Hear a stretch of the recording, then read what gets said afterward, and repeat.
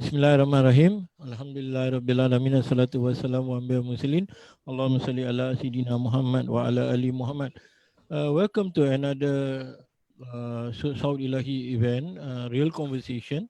Tonight, uh, we have someone special, someone unique, who I get to know along the journey in my life, and someone who I think who I regard, not think, who I regard as more than a business coach, but because of his uniqueness.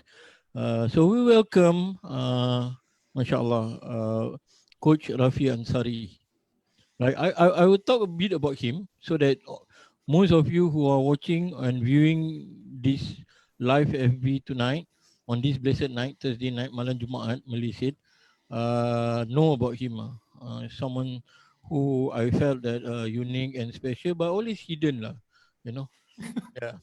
So Hidden Coach Rafi Ansari, also called Coach within the business circle, is the managing director of three paradigms paradigms. private limited. Paradigms. Mm. Yeah.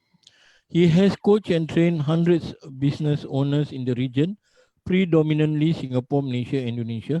He currently helps business owners at different stages of the journey, regardless whether they are at the initial stage or growth stage, or whether they are vying for a local presence or global reach. His key to success is have faith in Allah, believe in yourself, and trust the people around you. There you go, mashallah, the right person for us tonight. So, Coach Ansari, we Rafi, call you Rafi. Ansari. Yeah. Sorry, Coach Rafi. Sorry, Mm. right? Forgive me for that. Mm. How do we begin now? Can we start like what made you become a business coach or business mentor? Because I felt when I get to know you personally, I Mm. met you also at one time, and then every now and then we, messaging each other and all that. I find you very, very personally lah, very interesting, and Mm. rarely we have someone who has spiritual element in business driven to success. So what made you become a business coach? Okay, right. Thank you first for to Khalid Khalid, for inviting me for today's live session. Generally, I don't go for online interviews, but like I said, for in this case, Lai's case and your mission, I truly support it, and that's the reason why I agree to come on board. MashaAllah, thank you very much. Allah bless you. There's a lot of questions on business, and I think there's a lot of business coaches and trainers and everyone doing live. So I pun tak nak, I don't want it to be like to be saturated with a lot of business content. But in this case, because Surilahi's mission, then I have decided to hopefully to impart some of my understanding of life and also knowledge to benefit others, inshallah. MashaAllah. Okay, so the question, how did I become a business coach? Actually, it's firstly you must understand how it transpired. It all started in when I was a lot of people do not know this, but I was actually a primary school teacher before I became a business coach, and I MashaAllah. was primary school for 14 years. Wow. Okay, MashaAllah. then you know the situation in school, because there's a lot of school politics. They were going for KPIs. I felt that the soul, the soul of teaching, of education is no longer there. Mhm. But that's just my feel. Again, I don't. That's just my personal feeling. And it comes to a situation where I dread coming to work. It was very stressful.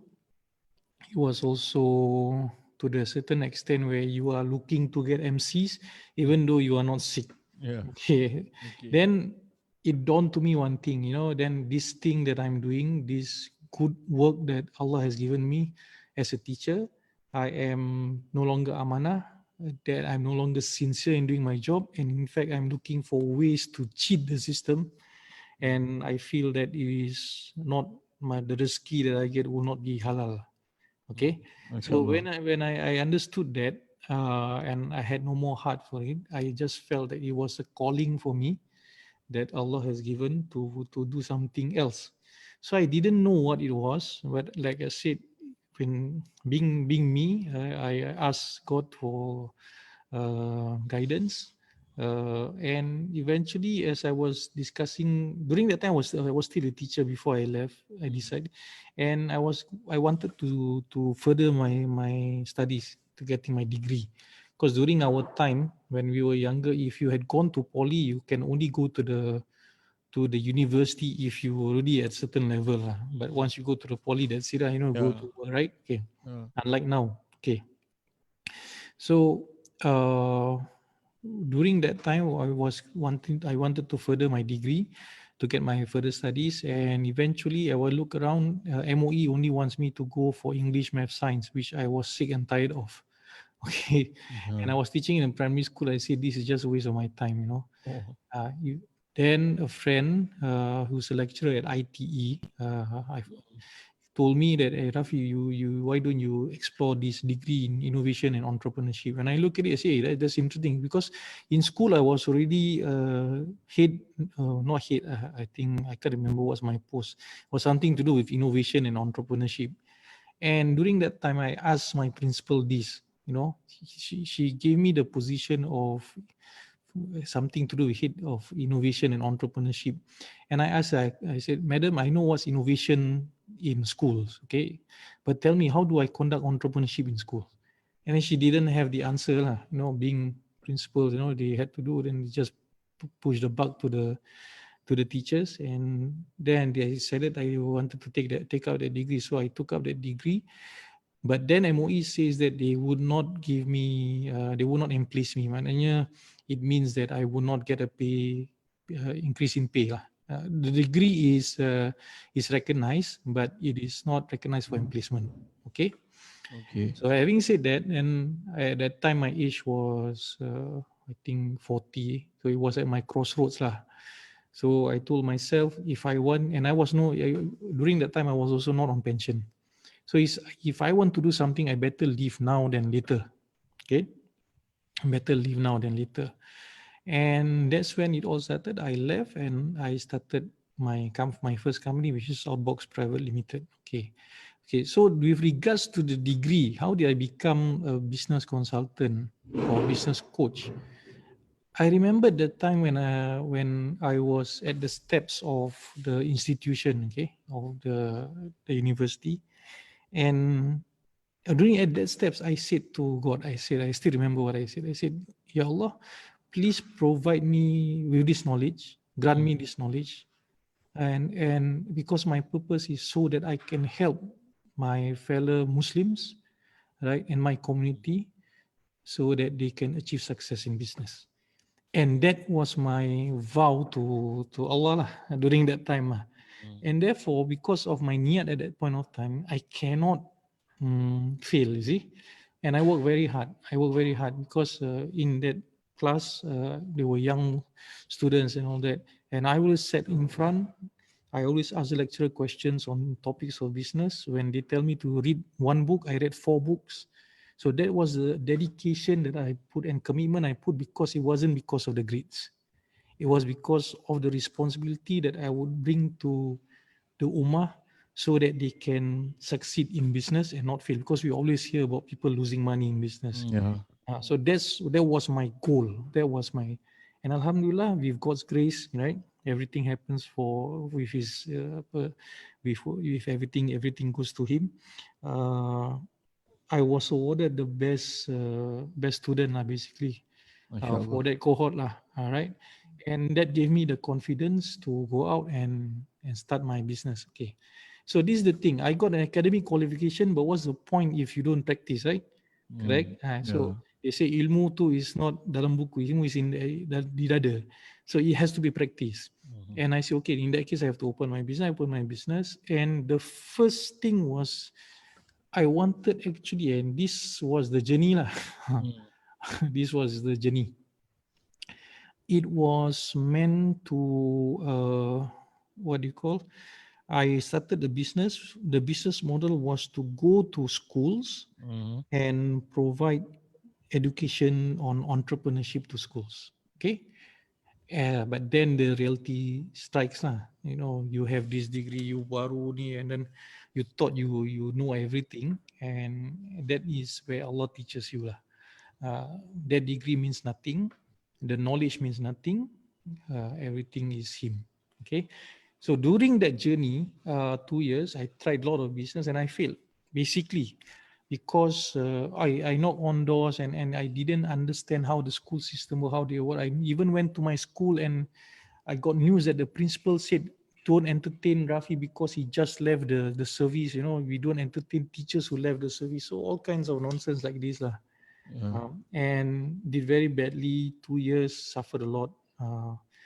And eventually, as that happened, I was lost, and I asked God for guidance. And it started off with Abang. I contacted Abang Abu. Until now, I say I must be seriously thankful to him. Allah connected me with him. I asked him. I said, Abang Abu, can you guide me? Can you give me some? He wanted to do a project lah with, I think, madrasah, one of the madrasah. I can't remember, Az-Zuhri, if I'm not mistaken. Then he said, Rafi, you know, if you want to be a coach, you must become, you know, like the coach, like macam coach bola, something like that. And my first gig of teaching about business was at Madrasah, I think Al-Zuhri Institute of Higher Learning Islamic. And I was, so he came in, I remember this time, Abang Abu datang, dia buat dia punya tu, then I, okay Rafi, all yours. And I immediately I tak tahu, because I was new kan, and I just went through lah, I just went through. So he gave me the confidence to start to talk about business. And I realized that because of my degree, it gives a lot of technical details that can be translated, that can help people with theory comes to practice. Because ramai orang practice without the theory. Therefore, I bridged that gap for I wanted to help them, the business owners, understand about planning, understand about market segment, the things that I've learned in entrepreneurship, not business management. There's a difference. So after that, Bambu gave me opportunities. Then eventually, I did my first business model workshop, business model canvas workshop. I gave it for free. Berapa orang datang. Then Rijal No saw me lah.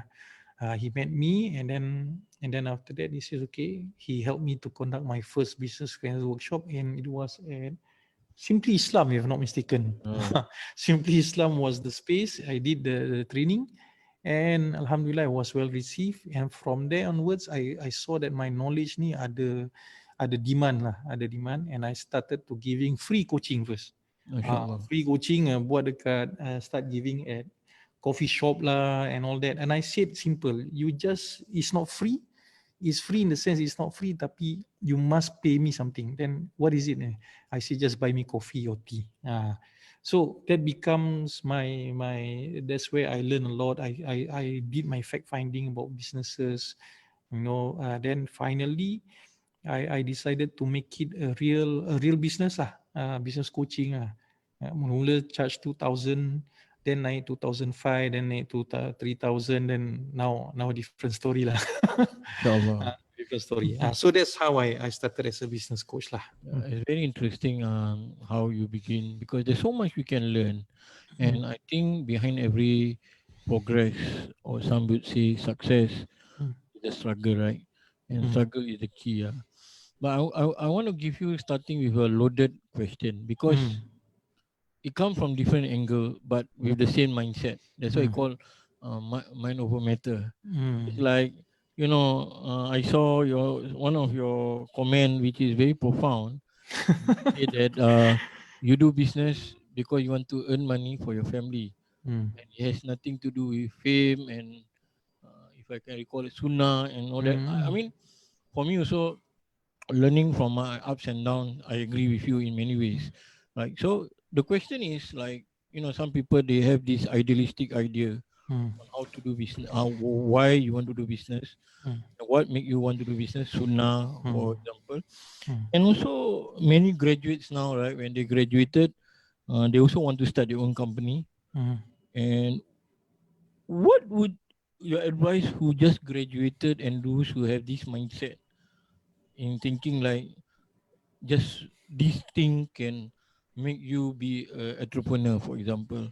Okay. Right. And should not they seek for experience? Because learning from what you went through, Mm. It's all experience, right? Like I say, struggle. Yeah. I think if you ask many entrepreneurs out there, they will not share with you the stories of their struggles, because to them that's the past. And entrepreneurs, generally successful entrepreneurs, I give you example, people like Madam BV, Madam Yeah. BV, She's working Saffron's. now. Yeah. Oh, I don't know. Okay. Madam BV, she's very, very positive. Yeah. And that's the trait of a successful entrepreneur. Whatever challenges you have gone through, that makes you more positive. That doesn't make you more negative. If you are still harping on masalah, problems, challenges, then you will not cut it in the entrepreneurship world. Okay, Mm. that's the understanding. Okay, let me clarify first with regards to the fact that I'm doing business for just to feed my family and not sunnah. Because let's take it, because a lot of people, I understand of the fact about the sunnah of doing business, but be very careful when you take that stance, because when you take that stance, you are actually saying that I'm following the steps of Rasulullah Sallallahu Alaihi Wasallam. Correct? Yeah. Yeah. My dear friend, you think Allah will not test you? Mashallah. Yeah. You Yeah. take that stance, and you take the stance of Sunnah. You think Allah will not test you? Allah will test you. So one of my teachers used to say this. Cikgu, jangan, he called me cikgu, jangan jadi orang hebat, jadi orang biasa sudah. Mm. Jangan jadi orang, because orang nak hebat. They want to be like, they want to follow the sunnah so that you can follow like Rasulullah SAW, which is good. But my take is, there is a lot of other sunnahs that you can do, pergi buat dulu lah. Mm. That's the Yeah. thing. Yeah. So that's what I was trying to imply. I said, I don't, I don't call it that I follow the sunnah. It was just my calling, and it was just something that I had to do. There's, if I nak cakap pasal nak kira, I should follow this as sunnah, that is sunnah, then I should also be wearing my jubah to like my friend Adli to do my business, isn't it? If you Yeah. want to you follow, but I don't, you see, correct? Mm. Yes. Yes. Jadi kita faham, we understand one thing, uh, iman tu bertahap. There are levels to iman. Yep. So you take the steps that is necessary at your current stage where Allah puts you. Mm-hmm. And if Allah puts you the stage where you are just there to make sure that your responsibilities are taken off, then so be it lah. Right? Yeah. Don't try to be, it's where Allah puts you, isn't it? There's nothing that happens in this world without apa Allah punya izin kan? Betul tak? Yep. Yeah. Yeah. So So that's the, yeah. yeah. So you're saying something. I kalau dah cakap ni kadang dulu lupa kan. Dia kena cakap dia punya ilham. Yeah. But that's just me. I mean, there's nothing wrong for others to follow the sunnah and all that. But I learned this very much. I said, when you want to be close to Allah, Allah will test you. Mm. Because Allah will test you to see whether apa yang kau cakap tu is betul-betul from your heart, or is just regurgitating whatever is said in media or something like that. Oh, aku cinta Allah. Oh, aku cinta Rasul. Is that what you really saying? So Allah will test you when you say you cinta Allah. Allah will test you when you say you cinta Rasul. Correct? Right. Yeah. So Allah will test. Right.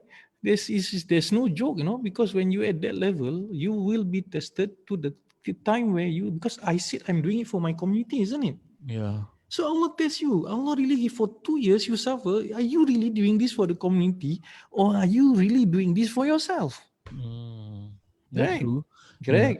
And then when there was a time when I questioned Allah, I asked, and jangan ikut lah, tapi I questioned Allah, ya Allah, I said, Ya Allah, what's the point of my ilmu, dunia dan this my ilmu of doing business, my ilmu of doing my degree in this, and my understanding of tasawuf, but it doesn't help me feed my family. To that extent where I ask Allah, I ask God. So I'm sharing you with this because, like I said, this sud ilahi, like, so this is I just sharing. But I then think it's after, very important, coach, because like what you mentioned that what we said that every now and then when people do business, right, they always think like business is to jual product, to sell product, and then you think already how much money you make, but you didn't see the repercussion, the process, and the unexpected, unseen, whatever that can fall into you. Look, there's difference lah. There's difference of stages lah. Okay, Yeah. we have to understand the journey. That's why I said the journey. When we Mm-hmm. start or when we are young, yeah, we strive for material wealth. That's, Mm-hmm. that's just as it is lah. Kan, Mm-hmm. kita manusia biasa, we go through that phases, you know. Kita bukan maksum, right? Yeah. So Allah will test us, you know. And this whole life is a test, isn't it? Yep. Yep. Okay. So during that stage, that is basically your syariat lah. You know, amal Mm-hmm. syariat. It is for your body. You do what is necessary to feed your family and all that. You have your now, so you want the Rolex, you want the Mercedes, and so be it. If there's nothing wrong with it, as long as you do good value and you tak menipu orang and something like that, right? Amar Yep. ma'ruf nahi mungkar. Okay. Yeah. But then when you will reach a certain stage where this thing is no longer important because you dah rasa sih benda ni. Yeah. Mm-hmm. Then it becomes a better thing, another level pula where it is the more to the spiritual side. Mm-hmm. Which is what? Which is okay. I want to give value to people. Aku nak tolong orang, betul lah. So it's more from the syariat. Then you go to the tarikat, which is actually amal tarikat is for the heart. So you become better, right? Better. You husnuzon and all that. Okay. So you do good deeds basically. Your business become doing good deeds. It's no longer for money, but money will come because the process and you give good value to people. But then you go to another stage where you just do business lillahi ta'ala. Wow. That means you don't think about the result that happen when you help people, the finances and all that, but you just do it. You give, you menyampaikan ilmu lillahi ta'ala. That means you just give and give and give without thinking about anything else. And these are the people that you have met, Khalid, right? Your Yeah. teachers, your awliya and all that. So it's a progress lah. It's a progress, right? It's a progress. So at every stage, so we're talking about success now. At every stage, there's a different understanding of success. Jadi we cannot say that orang yang bekerja day and night to bring food to family itu salah. And we also cannot say that the person that duduk, that spend quality time with the family more or spend the time more at the masjid to zikir and all that, rather than focusing on business, he is wrong. Because at the end of the day, is at which stage he is. At which stage, Yeah. and yeah, and we are at different stages, the different makams, if in the study of tasawwuf, we have the different makams, and where is the teacher telling us, okay, you are, the teacher don't tell us, but actually he guide us to ensure that we are growing at that level to the certain stage where we magrifah. Correct. So that's Yeah. the ultimate goal. If you are as a Muslim, that is the journey for you to be able to become orang arif, right? Mm-hmm. You ilmu makrifat to Allah. That's what it is, right? But you cannot just go there, tahap lah. Yeah. There's a level and there's a progress. Yes, there's Uh, progression lah. but coach, in your experience, right, coaching a lot of entrepreneurs along the years, right, there's no what you call it direct answer to this lah. Like, how do people start business? Is it because they have money? Is it because they have products? Or is it because they have tawakal to Allah?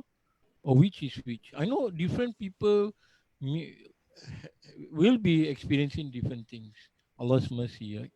But for your own self, like you're saying to people out there, if they said, so how do we go about? Do we have money first? Does money guarantee the success of business? Or we need products and then that's why we slowly build money. Okay. These fundamentals. This is nothing about spiritual. It is Yeah. we go to fundamentals of business, because kalau we talk to spiritual, kalau Allah menghendaki, siapa bisa Yeah. tolak kan? Allah Yeah. nak you jadi entrepreneur, you become an entrepreneur, right? So we Yeah. put that aside first, because that is Allah's punya decision and all that. Okay. So with regards to business, it's very simple. Business is about offering a service or a product that a person wants. And then there's a transaction. There's an akad where I give you the product, you give me the money. There is a transaction or barter trade, whether it's product or other service. Okay, that's basically business.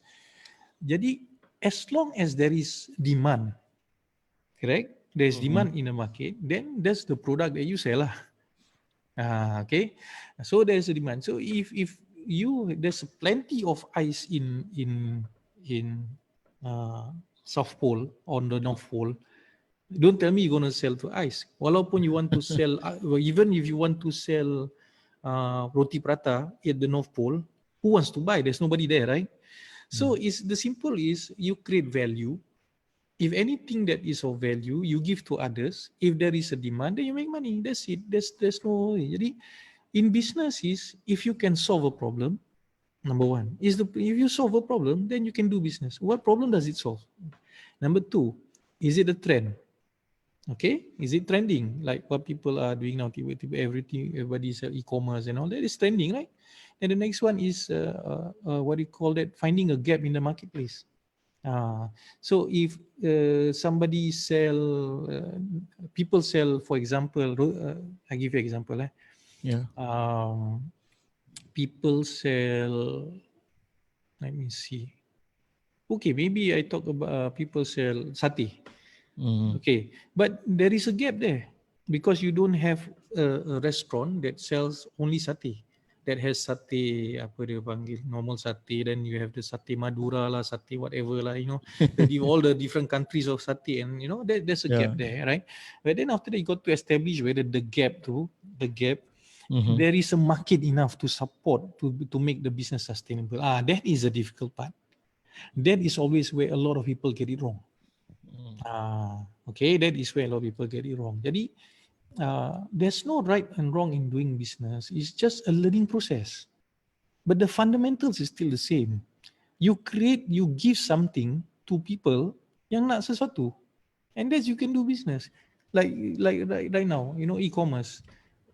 Grab drivers don't have money, don't have trips. Then they know that this what do you call that? E-commerce business owners need delivery kan. Jadi they contact, and now they provide the service to ni, direct, tak payah pergi lala van, lala move or something like that. So these Mm.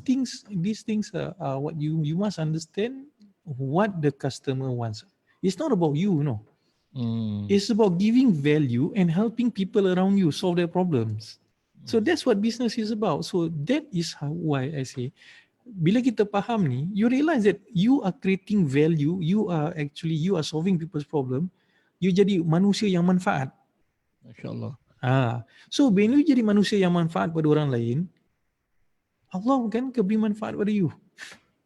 When MasyaAllah. you solve other people's problems more often or quite a lot, then Allah will solve your problem.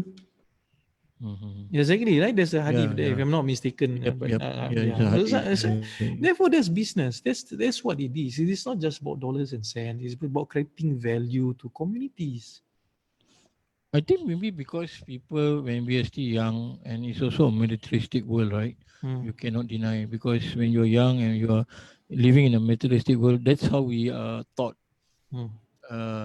Like, if you do business, you can, the chance of you being rich is like 100%. No, That's if what we thought. you, That's what if you we do thought. if you That's do what we thought. business, chances of you going poor pun sama juga.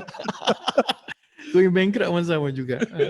Yeah, that's the thing. When I was growing up and I Hmm. start to do work, freelance work and all that, that's why I realized like there are some even great people flop and they bankrupt and so on. So I learned that it's not as easy as I thought it is when I first started the journey lah. A lot of hard knocks lah. Tapi coming to that also, right? It's also very important, like you mentioned, berguru, teacher, coach, Yeah, and that's yeah, why you yeah. are here, right? But the funny part is that people don't find the value of having a coach, or they say like, no lah, we know how to run the thing, we know how to do it, we have this experience, or we had the degree and so on. You face it, I believe so, many times, and I felt that it's more of a blessing than humiliation actually, because look at how you work with a lot of people, and even you inspire me a lot. And what would you say to people who says that we can do it our own and we don't need business coaches, we don't need anyone, we know our own strength, we know our own values, for example, business, right? So what would you say then? Because they don't Okay, find the benefit in investing a coach. Yeah. that's the thing. Kita kena go back to the value system of the person and how they were raised lah. Eh? And there's nothing wrong, if people say they can do on their own, And of course, there are case studies where you don't have coaches when you succeed, right? Many business owners, they don't have coaches, they don't have mentors. They started on their own, they learn through the ropes, and they become successful. So it's not necessary to or mandatory to be a mentor to get a coach, something like that. But I always believe in these three. Firstly is ilmu, correct? Yeah. Dalam kitab Ihya Ulumuddin, that's the first thing, right? If not mistaken, ilmu. Okay, Yeah. Knowledge. Yeah. no knowledge. Then after that, we talk about amal, and we know that through what we have learned, ilmu tu lebih tinggi daripada amal, right? Yeah. So orang yang berilmu tu pasti kalau dia buat amal, amal dia akan betul kan dia berilmu. Tapi orang yang beramal tapi tak ada ilmu, what do you think dia ada amal? You see? Okay. So we understand that. Therefore, whenever you want to do something, you must complete it with ilmu. Without ilmu, your amal is not complete. Yep. But then there's a third factor, which is called adab. The adab of learning. Correct. Yeah. Right? I So, think most people do disregard this nowadays. disregard. Okay. So, the adab of learning is you mesti berguru. Yep. Yep. Whether it is your father, whether it is your mother, whether it is a mentor, whether it is Coach Rafi ke Azizan ke siapa lah, whatever. Right? At the extent where you mesti hormat, and everybody, regardless whether dia coach ke, tak ada nama coach ke, mentor ke, ada doktor ke, tak ada doktor ke, everyone you can learn something from. Correct? Tapi kalau Yeah. kita rasa kita lebih pandai daripada orang tu, what has happened to us? Ana khairu minhu, I am better than him. Yep. What happens to them? What happens to us then? We So, destroy ourselves. yeah, we destroy ourselves. Then that's the thing where humility plays a part. Okay, humility plays a part in our journey. And like I say, different people have different value system. We cannot say, even for us, we have always been taught to husnuzon, to think good of people.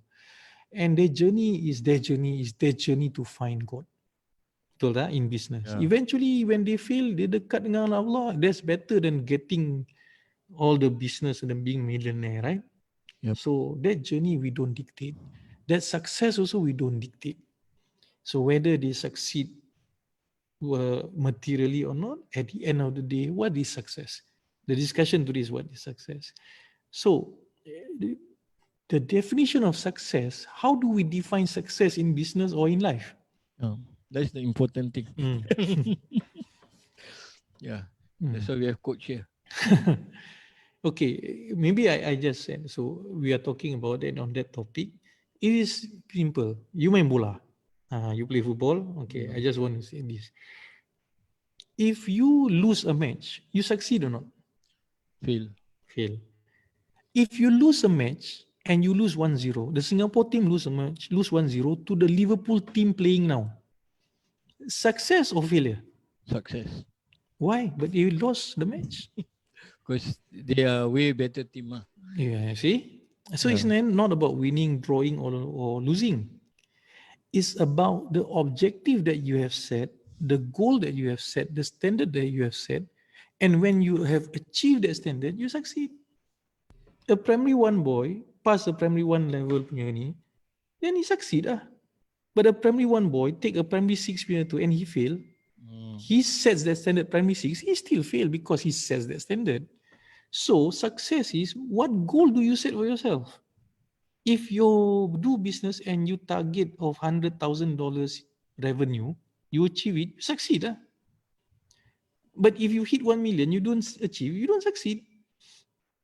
Correct? Yeah. It is defined, success is defined by the goal that you set. So if you don't have a goal, then you cannot define success. So success, you achieve your goal, that's success to you. To some people, achieving 50% of their goal is also success. So success is very subjective, and you cannot measure your success to other people's success. But coach, how do we realign? Just now you say like the objective Hmm. is varied and subjective. So how Hmm. do we realign when with intention Hmm. and objective, the goal? So the intention is to do something for the community that is for Allah. Hmm. But the goal itself, how do we define it success? You You goes see, back to the intention or you okay, see, sorry. I have there's the worrying thought. There's a worrying thought because when I coach business owners, especially Muslim business owners, Mm, oh, I'm doing this for Allah. Okay, kita nak buat ni to help. So they go into the halal market, halal industry, everything halal. They jual tudung lah, jual and all that. My question is this: you mean if I sell not something else which is not Islamic related, then there's no barakah in there? You know, it becomes our mindset is sempit terlalu narrow sempit. Whereas you jadi manfaat pada the Muslims and non-Muslims. As long Mm, as barang tu you jual halal. So the service that jual halal, and that kind of thing. So why must you go to kurma? Why must you continue to go to this thing? Jubah, you jual jubah, jual ni. And when people start, the Muslims when they start, they always target the Islamic products. And this is my question. yeah. Hello, the market in Singapore is 500,000 aja. Kan? Whereas the bigger community, berapa is about the total population is 5.5 million, Yeah. correct? Yep. So it doesn't make sense for you to just focus on the Muslim market. If you can capture the Muslim market, so go ahead. Tapi apa salahnya that you cannot think further and try to penetrate the mainstream market, which is where big businesses are able to. Correct. Mm, I know certain startups doing well, and they are penetrating to maybe by using software as a service, and they are used by Muslims, non-Muslims all over the world. mm, During the golden age of Islam, mm. we create wonderful things. Yep. A lot. Alright, they are the key. If you look at Bloom's taxonomy, kan udah Mm. jadi cikgu. The higher order is Yes. creation. Yes. Create. We are not creating. You know, we are just you take and then I resell. You are not creating.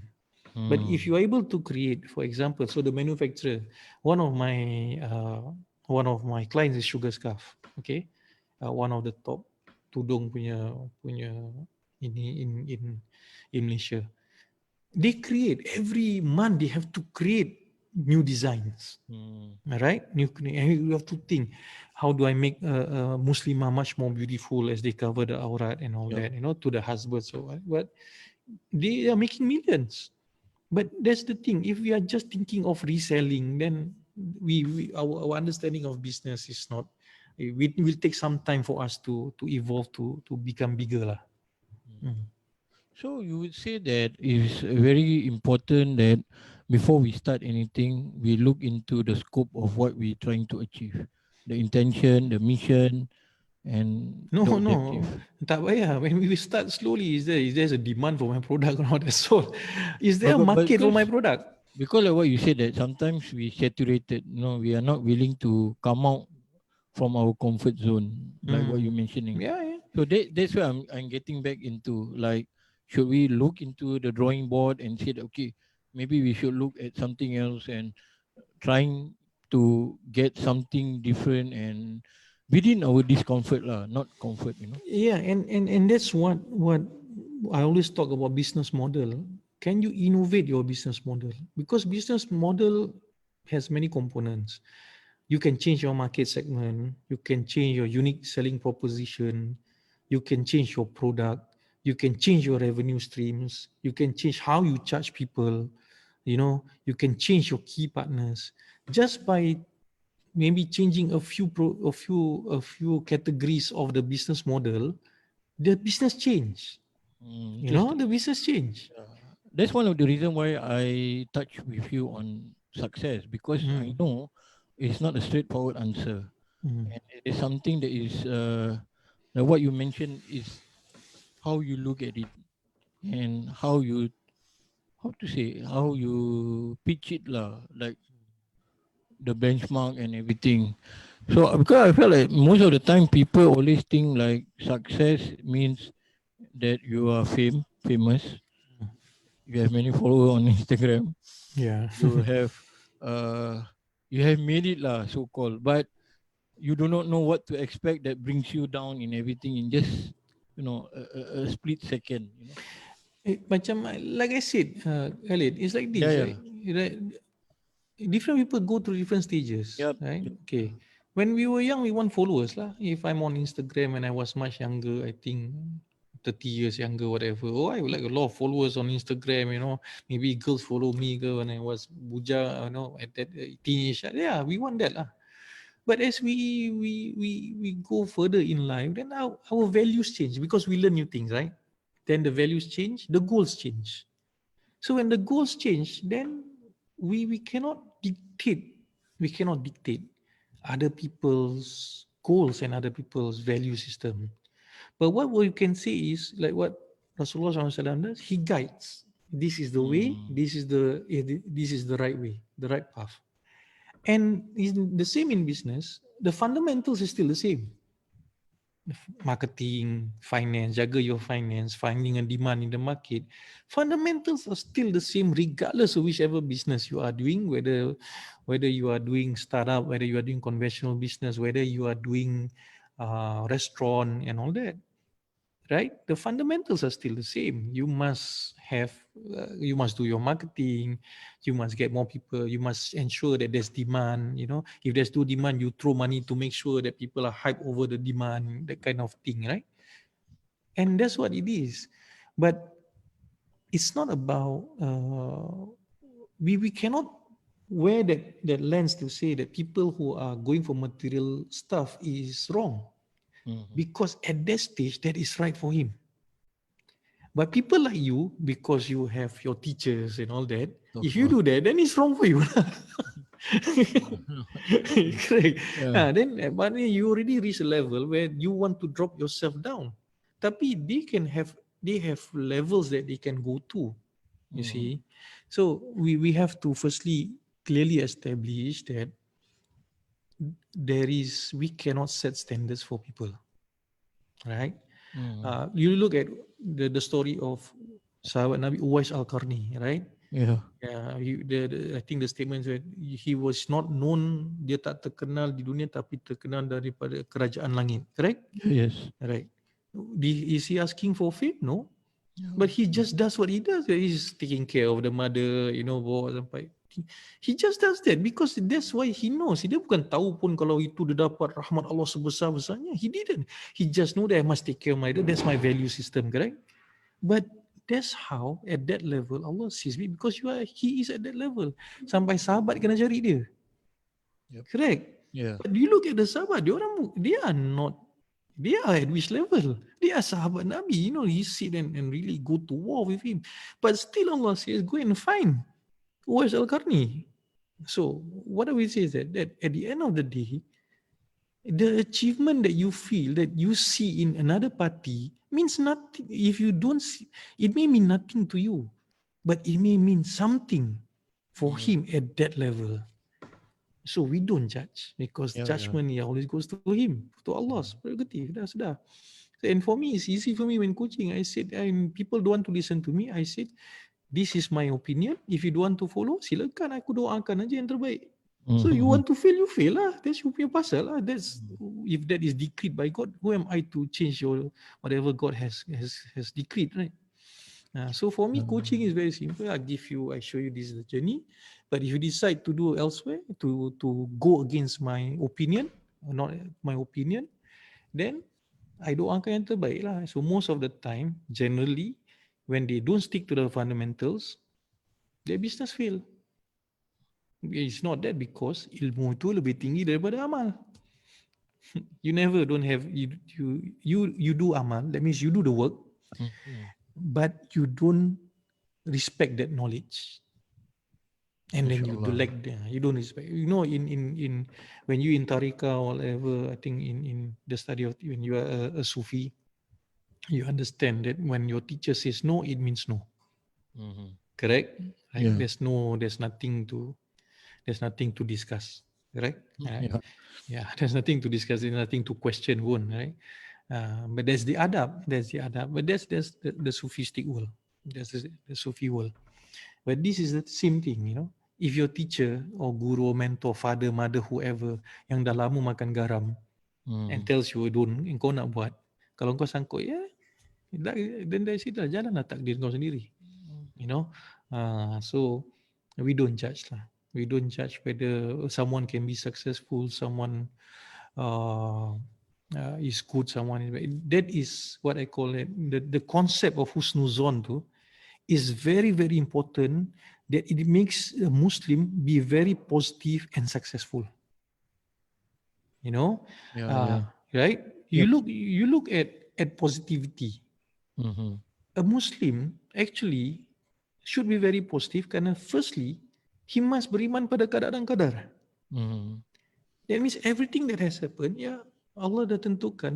If you know, I do my usaha and all that. Even if my business fail, yeah, sudah Allah dah. And what Allah decrees, ada yang tak baik tak? No, everything is good. Ya sudah. So if Yeah. everything is good, apa yang kau cakap tak bagus? Mm-hmm. And so that positive mindset, the acceptance of qada dan qadar, that is very difficult for Muslim. Mm. The other five rukun iman yang lima semua senang tau. Rukun iman yang keenam banyak fail. Wonder a lot of wali Allah. They told me that if you become a businessman, you can be a wali Allah. InsyaAllah Yeah, it's from InsyaAllah. their own words of mouth. Yeah, They told me. yeah. Yeah, Be- because the be- reliance, right, is because the acceptance that whatever happens, they will accept, and that yeah, level not easy lah, brother. yeah. I agree lah. It's not easy. uh, Having said that, right, Coach, yeah. how you yourself through the years, Hmm. you said about the difficulty part. You know, when you Hmm. started, you struggle, people reject you. Hmm. How is it you implement that knowledge or that understanding to business, your client especially, Hmm. when they share with you about people against them, Hmm. people trying to bring their business down and plotting against them. Of course, kita yakin dengan Allah lah, kan? Hmm. Tapi how do you impart that positivity in them through that process? Yeah. Look, we follow our teachers. Mhm. If we understand, if we see someone that we respect, we will try to follow like him. Cara dia berbual, cara dia ni, you know. Yeah, and that's what happens when. So as a coach first, I must be very strong and positive lah. Yeah. Very strong and positive in front of my clients. But truth be told, I am not that strong and positive. Nampak aje, you know, my wife knows me better lah kan.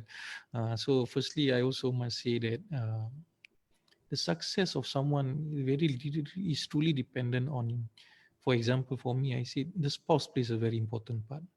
Okay, the spouse. So, jadi when a female wants to do business, I will always ask this: do you get the restu from your husband? Kalau dia cakap, oh no, my husband tak nak ini, I say, okay, then no need to talk to me anymore. You can find other coach. I terus tutup buku. I don't want to say anything. Because that's the values that I've been brought up with. That's the values that I live with. Okay, I'm not an angel. I banyak dosa, banyak maksiat and all that, and I try to become better each and every day. However, there's the value system that I hold, because it says that if there is a God that is that Bama kata orang kan, if there is the makam of the suami itu very very important to the wife. Simple. Jadi when a wife comes to me and says, oh my husband tak ni, I say stop, sudah, jangan buat business. Habis cerita. But if you say can you then, but if I see that she has potential, then I say please bring your husband. And then I speak to the husband, and most often than not, the husband kasih restu. Because knows that the wife is guided proper with the right value systems. And that's what I do. I make sure that for a Muslim, along the way, they are finally aligned to what our agama suruh lah. What we have been taught lah. That is kata orang restu suami, you know, cari rezeki, you know. There is, even if we talk about tasawuf, you know, we are not supposed to cari rezeki. We are supposed to cari rahmat Allah. InsyaAllah. Betul, right? Yeah. What apa yang kau cari? Whatever has been decreed for you. So in kitab Al-Hikam it says that, right? Buta mata hati kau, you still searching and running for rezeki, you know. Whereas when you are usaha to each and every day to do business, itu cari rahmat Allah, bukan cari rezeki. MasyaAllah. Betul? Profoundly said. MasyaAllah. Yeah, so when you cari rahmat Allah, Allah reward you with the rezeki. It's already coming, it's just coming, it's just which way, which there and all that. Jadi orang yang arif, dia akan buat without worry of rezeki. But he worry when he always worry. In fact, dia tak worry lah, because kitab Hikam also says that in the first verse of Hikam says, orang yang arif dia tak worry about rahmat Allah dalam setiap keadaan. He knows, kerana dia tahu Allah sentiasa, kerana Allah Ar-Rahman Ar-Rahim. What are you talking about? Apa you lack? Allah doesn't, you know. So when you understand that, you live your life much more with full of vigor and life and full of acceptance of what Allah gives you. You know, and that is Rasulullah SAW. Whatever Allah gives, He accepts. And the thing that I always tell myself is, Ya Allah, malu ya Allah, aku nak menangis pasal masalah kewangan aku.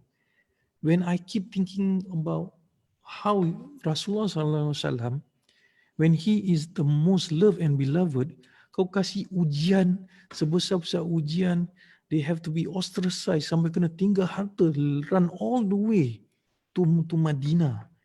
And here I am in the confines of my house with the fan on, with kata orang sempurna and food, and I worry, I bising pasal COVID-19. Malu aku ya Allah. Mana aku nak letak muka aku dengan Rasulullah SAW? InsyaAllah. You know?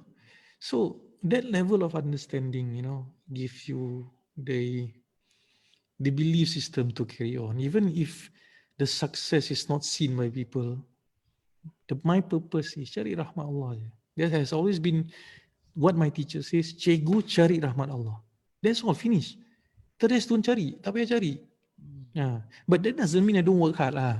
That doesn't mean I don't work hard. That's the thing, you know, people mistaken. You know, you do your dues and all that, you plan your, it's just kata orang asbab aja, you know. But deep inside, you know, whatever God has given you is from Allah. So that's how you move your life. Jadi success tu, the ultimate success is, what is the ultimate success? Jadi bagi orang syariat, the ultimate success, maybe to orang yang beramal, you know, syariat ni maknanya asbab, you know, cari rezeki, nothing wrong. Dia dapat rezeki and he achieve, he get his cars, get his house, ya sudah, that's that level. Tapi orang yang beramal juga because untuk cari kata orang pahala dan syurga pun tak salah juga. Betul? Betul. But there's another level that only cari rahmat Allah.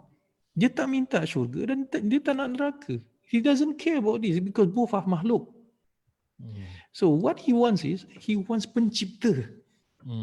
Yang apa lagi dia nak kalau dia dah dapat pencipta? So this is your teachers lah, not me lah. I'm still jauh lagi, you know. But I'm seeing that, mashallah. right? Okay.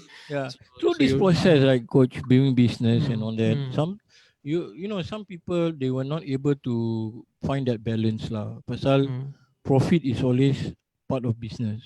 Yeah. And whenever you are business, I have friends who, I would say, complain. They really complain. Two questions. This one I loaded.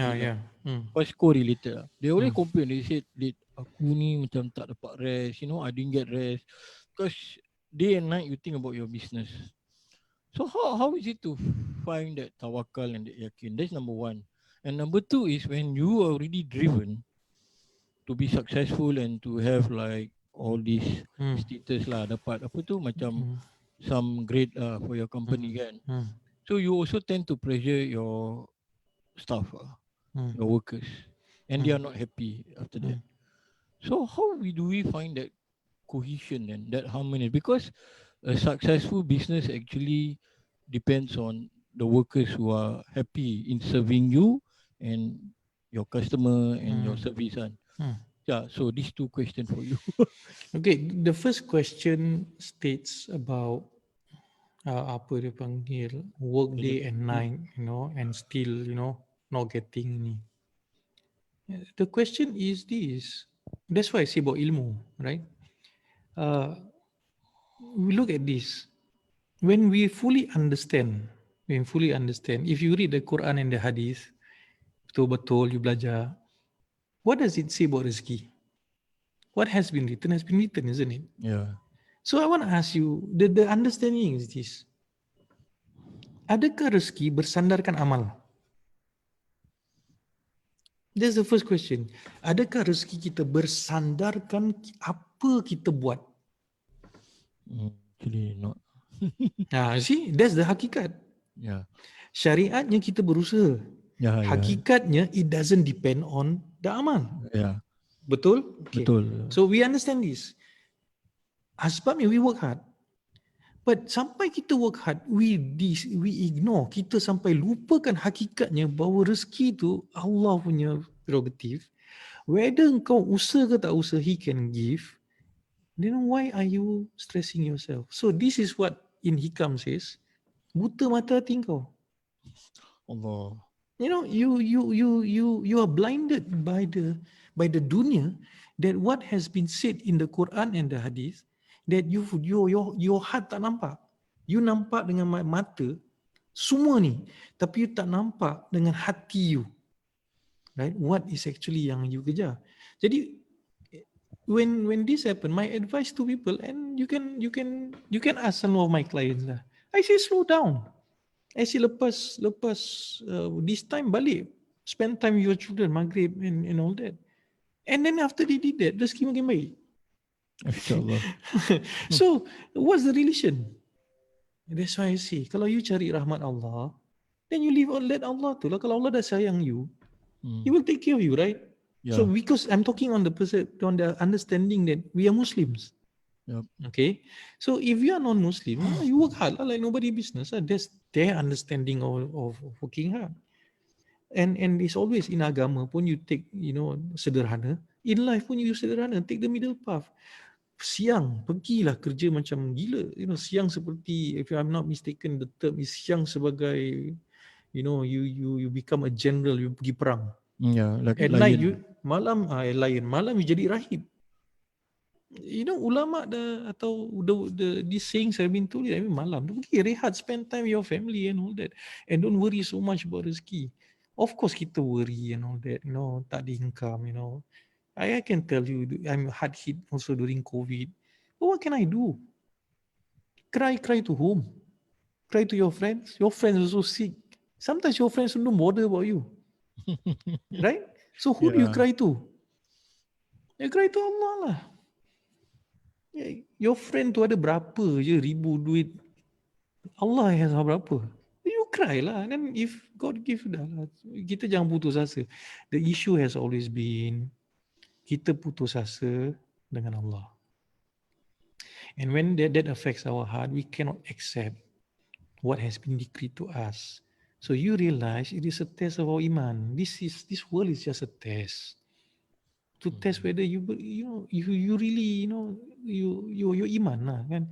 We talk about iman, Islam, ihsan, right? So jadi when that's where the Quran is the manhaj, which is the manhaj kehidupan, the way how to live your life, So if you live your life, you want to live how to live your life as a Muslim in this world, then belajarlah Quran, tadabbur, and all that. Then get teachers, also the hadith and all that, right? Imam Nawawi says, even Imam Nawawi, hadith Imam Nawawi says about the statement about Rasulullah tu masuk syurga bukan kerana amalnya. Sedangkan kau ya Rasulullah, even for me too, right, is only because of rahmat Allah. So it's not saying that, and he is Rasulullah, he is saying that he humbles himself, saying that yes, walaupun aku punya banyak punya amal pun, is still just rahmat Allah that brings me to syurga. And that's what we strive for. Yeah. So that's the first kind. I mean, the person must go back, align back to understand the value system tu. Kan? Sampai kerana dia dah lupa banyak. right? Okay, so him have to realign back and have faith. So that's what you must have faith in Allah that Dia akan take care of you. Tapi kalau you sangsi, then ke mana iman you kan? So that's the first part. Mhm. The second part tadi apa you cakap pasal the second part. What's the second part of the question? The first was the second is when you are pressure because Oh, staff. yeah Okay. Now, when you become a business owner, you ada amanah. Your amanah to the business is you must make it profitable. Okay? Dia bukan yeah suka-suka. Because when you become a manager director of a company, itu amanah you to make sure that it is profitable. Okay? Okay. Now, and that amanah also translate to leadership. mm, So, when a person reaches a level where he has staff or she has staff, that must translate to different types of leadership. There are many types of leadership. Okay, so the leadership that we are talking about, different types. Ada yang very autocratic, ada yang very what do you call that, very coaching style of ini. Tapi at the end of the day, right, if the business is in harmony, where everyone yeah is on the same boat, faham? yeah And then they will go to the same destination. Okay, why do businesses tak sampai ke sini? Okay, regardless of race, language, or religion, yeah is because they do not communicate proper with the staff. So I'm not saying that communication tu banyak maknanya the vision, mission, value system, the culture. When it is not communicated properly with everything, then after that it fails. So when we talk about organization, that's why organizational behavior, building culture beats strategy. These are all very important. But these are actually big organization. Kalau you cakap pasal ada 2-3 staff tu, is not big lah. It's still yeah considered a micro business. Cuma it is very hard kerana we must also understand no businessman or woman mhm. want to sack atau marah good workers. Betul tak? Yeah yeah Mana ada orang tiba-tiba pagi masuk office nak mengamuk? Betul kan? yeah So there must be something wrong somewhere lah. Jadi if the worker and the business owner can communicate and work towards a certain goal, then they fine. Tapi you must also understand, I understand the aspect of worker because I was a worker before. But you also have to understand the aspect of the boss. Kerana the boss tu tanggung you punya salary. mhm. And every month dia punya amanah tu berat tau. You think it's easy You know, I talk to bosses. Each and every day they are thinking about paying. During the tough times, they're always thinking about how to pay the staff. They're not thinking about themselves, no. They're thinking about how to pay the staff. And I know when they get the money first, they akan pay the staff. Dia akan takkan makan sendiri. The bosses that I know are like that. But you don't see this. The workers don't see this. The bosses don't go to the workers and tell you, no, this is what I think now every day. No. The boss got no time to communicate this to the workers, you know. They got more big business to they trying to solve problems. The bosses solve big problems in the business. But the workers don't understand because there's no communication. Hmm. Yeah lah. Jadi kalau sama-sama berjuangkan satu value, there's a lot of communication, the culture is strong, then you'll be able to achieve lah. But that is the most difficult part because you are working with people. Mm. And people come from diverse backgrounds. People come from diverse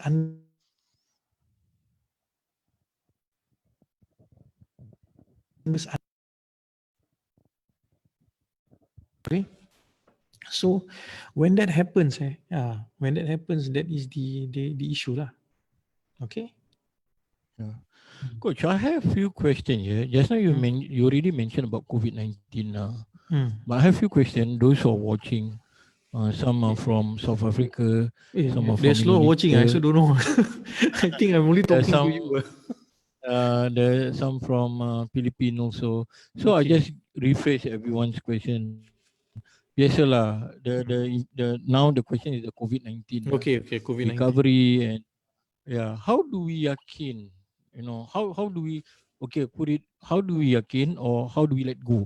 that the business is not going to do well, that we sabar, and how do we find a way to restructure the business? That's what I try to rephrase some of the question. Yeah. Okay, we talk about doa first. I understand. Like before I go to business, I just go. We talk about doa first. What is the adab of the doa? One of them is okay for Allah, puji Allah. Then after that, praise Allah. Then Rasul, salawat to Yeah. Rasul.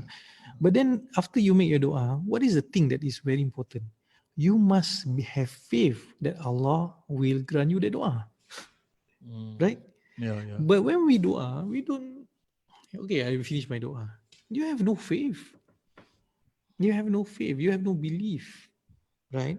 Yeah. So that happens. That's why we talk about self-development books. They always talk about belief system, mindset, belief system.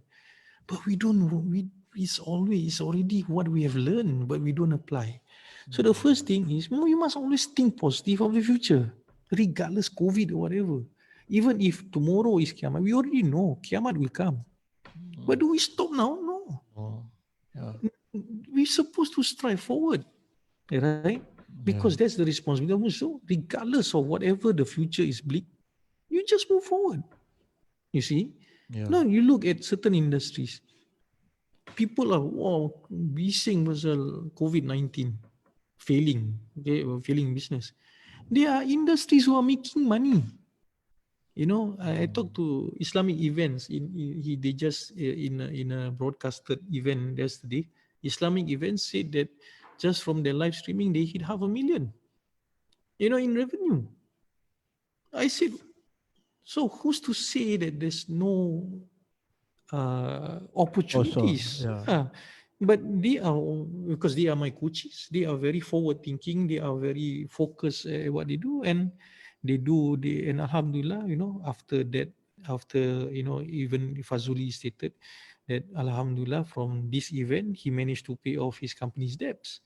So if you look at it carefully, who says it's a problem, right? Is how you move to it. And of course, Allah challenges us with that. So the first thing is you must be positive of the future. COVID-19 ke apa ke things. Yeah. Secondly, we also understand that life is a test. You will be tested with COVID-19, SARS, whatever. Next thing will come lah, then wars lah, whatever.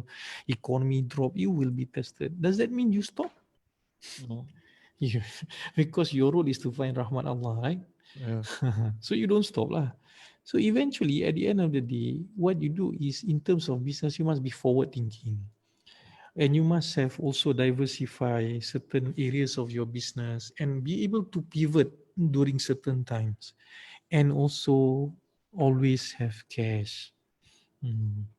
You Mm. must have, the company must have savings. You must have savings. If you, a Mm. company that over leverage on loans pun will be in trouble, right? Mm-hmm. So it's always a balance. Yep. It's the same finance with personal finance and business finance pun tak jauh sangat. Some of it you spend, some of it you keep, and maybe a third of it you save, right? Okay.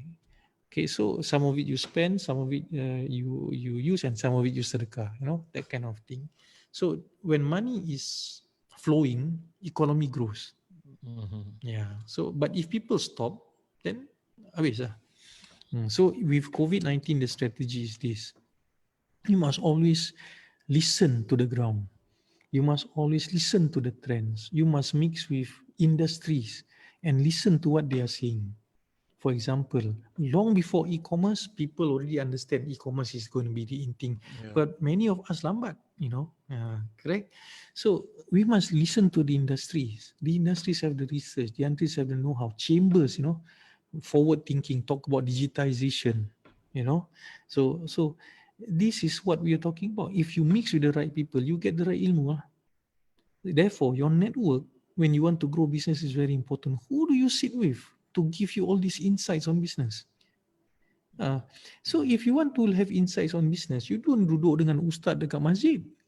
Apa dia boleh ajar kau? He cannot teach you about business. Maybe he can teach you doa, nak keluar lebah hutang, right? Nak ini, zikir-zikir tertentu. Yeah lah, that's the spiritual aspect, right? Therefore, what I'm asking is this lah. Uh, your social network also plays a part of how you grow your business. There are plenty of opportunities at whatever stage of the economy it is in. Okay, whether you want to believe or not, it depends on your belief system. Betul? When we have faith in Allah, that means everything we are looking for opportunities, and we let Allah decide whether it is in the end, profitable for us or not. But generally, Khalid, you have mixed Yeah. with a lot of awliya, right? So I want to ask you. Astagfirullah. I want to ask you this. Ada tak orang kurang You mean in kurang? terms of finance? Never. Ada tak orang minta-minta sedekah? Tak ada. Never. I mean, Diorang kasih lagi ada. kan? And you look how they spend. It's not for them. Then what are you talking about? But our belief systems. Oh, but dia orang wali Allah. Before they become wali Allah, what did they do? Go and ask lah. Their belief system, keyakinan pada Allah, right? The service to God, and then Allah take care of them lah. And this is what I believe as a Muslim, because this is Sur Ilahi. I think the focus must be clear that it's Islamic in nature. It's also must be real to that. And that alignment in my coaching itulah. Sometimes I pernah nampak satu post. The post says something like this. In Singapore, I've looked for many coaches, but I never see someone who is doing the spiritual alignment with, in Islam, that kind of business coaching. When I read that one, I just kept quiet. InsyaAllah. Because there's nothing for me to tell, if it's not meant for that person to know my Because journey. everything, coach, everything is hidden. And I think when you intend to seek and really want to learn, that's where Allah will show you the teacher. And Yeah. it all begins with the intention, I feel. Because all these are something that is embedded in you and it's not shown outwardly. And that's why I find you fascinating, because when I met you and I get to know you, it's like, wow, this business coach memang luar biasa lah. It's Well, amazing lah. I'm like I say lah. I'm just blessed. Okay, I'm just blessed. I'm still learning. I pun banyak dosa. Okay, a lot of sins that I have to repent for. Every day is like I say, it's a series of asking for forgiveness from Allah. For every mistakes that we have done from the past.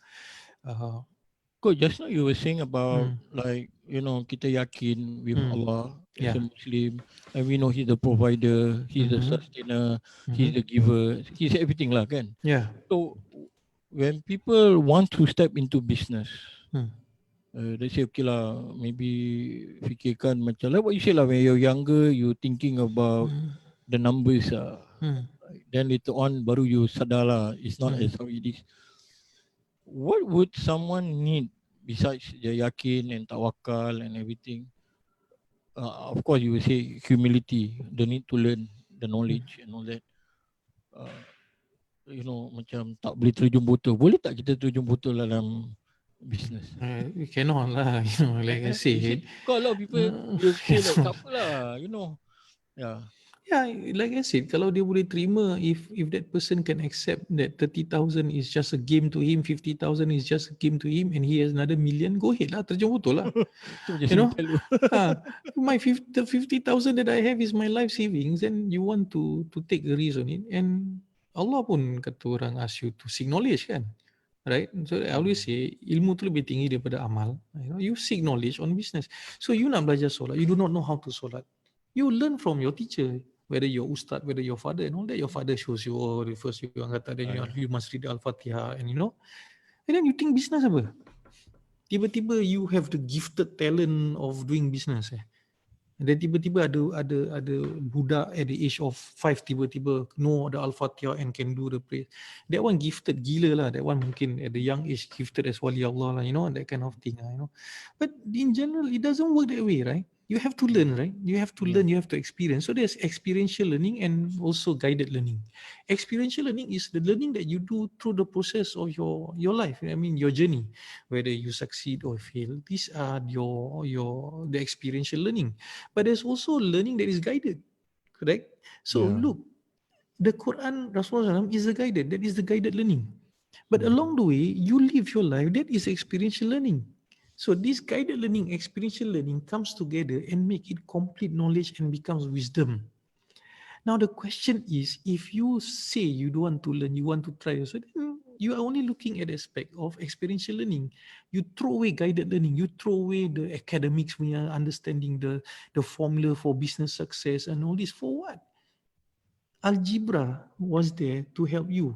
You want to throw algebra and start everything again and try to formulate something better? For what? Kan kerja bodoh.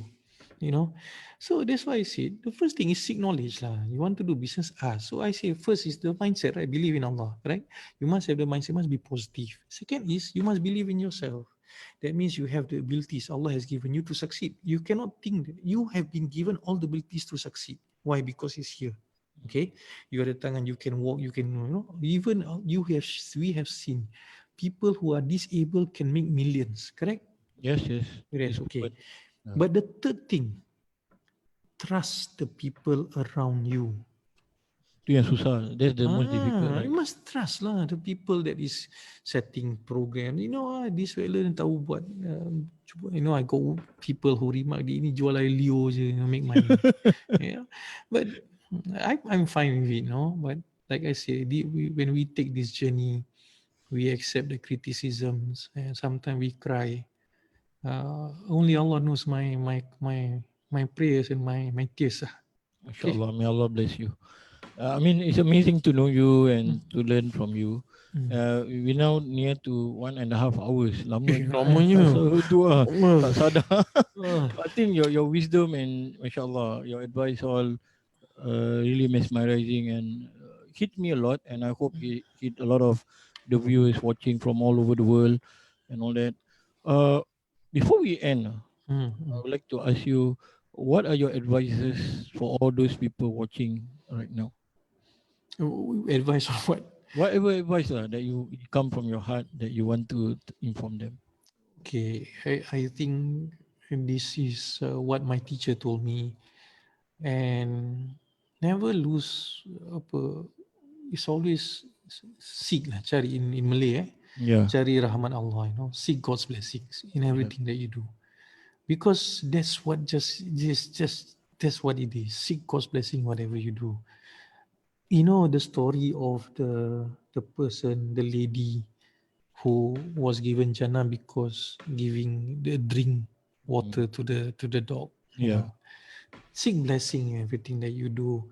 Always see Allah as the most gracious, most merciful, and live your life to your fullest ability to give value to people around you.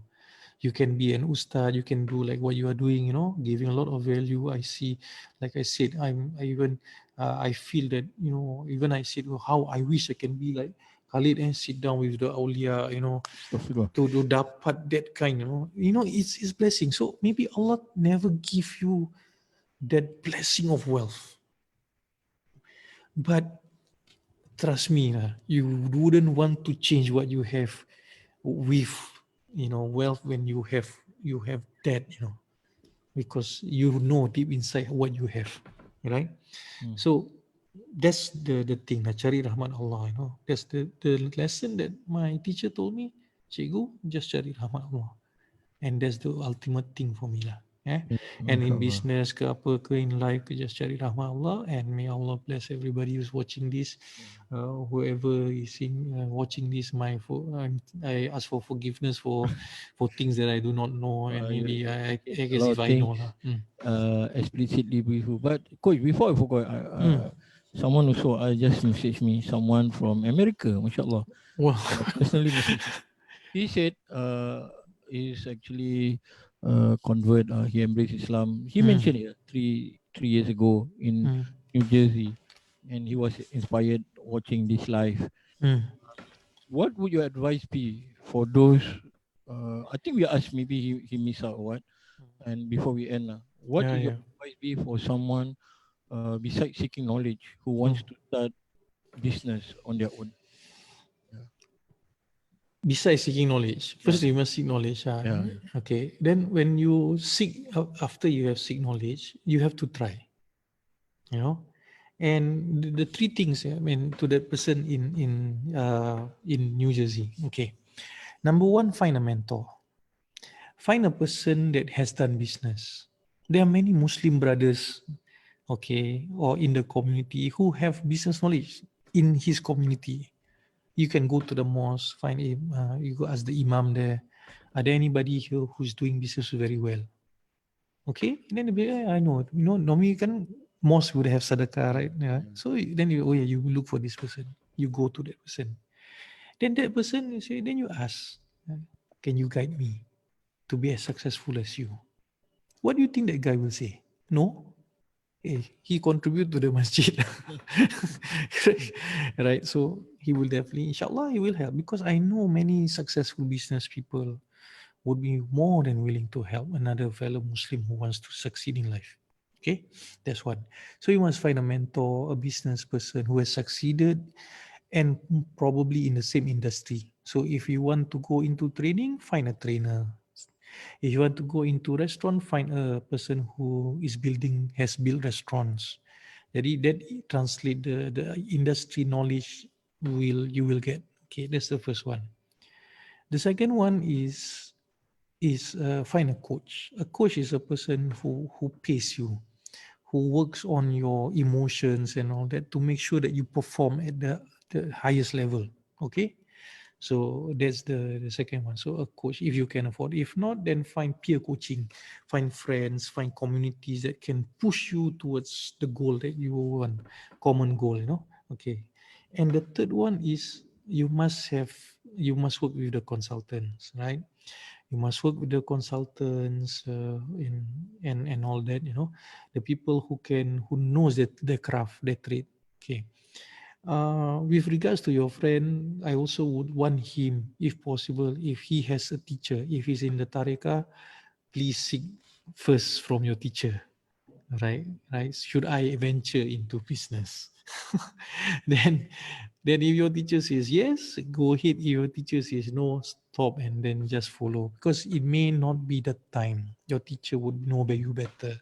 Your teacher would be your coach, your mentor, right? So Guru Murshid too, sometimes the answers flow through him. So we have to respect that. Yeah. Okay. Yeah. Again, they are not maksum, but generally adab bila kita adab santren atau tarikah or something like that, we follow what the teacher says. Yeah. Yeah. Inshallah. Thank you, Coach. Okay. Thank you for tonight. I know that this is like not your usual place, but Alhamdulillah, we at Saudi Ilahi would like to thank you so much for your wisdom and your gems and your advice. MashaAllah, Allah preserve you. And for those who are watching, the viewers, you can engage Coach Rafi Ansari to be your business coach and mentor. He has a price, of course. You can message him. Yeah, but I know a lot of people who engage him who are successful until today. Alhamdulillah. And All with God's blessing. Semua dengan izin Allah. Yeah. yeah, I always tell myself it's never me. It's never me. It's just that I just have a discussion, and if in success is not about me, success is about whether Allah wants to give you or not. yeah, And that is always a prerequisite when I start coaching. inshallah. Success is not because of me. Okay. But again, thank you for coming Mm. on board with us. Mm. Something different for you and us, but Alhamdulillah, all of us learn a lot from you, despite it's InsyaAllah. on business. But Mm. inshallah, everything is connected through Allah Subhanahu Wa Taala. We InsyaAllah. did InsyaAllah. thank you to you. We hope to see you again. We pray for your success and Amin. Amin. success, future endeavors and projects and everything.